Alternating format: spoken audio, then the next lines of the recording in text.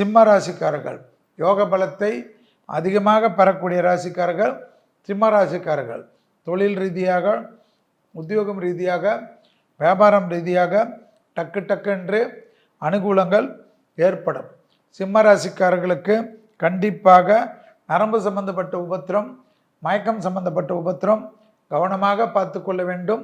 24 வயதை கடந்த சிம்ம ராசிக்காரர்கள் யாராக இருந்தாலும் தேக ஆரோக்கியத்திலும் வாகனங்களிலும் வித்தைகள் காட்டாமல் இருப்பது முக்கியம்.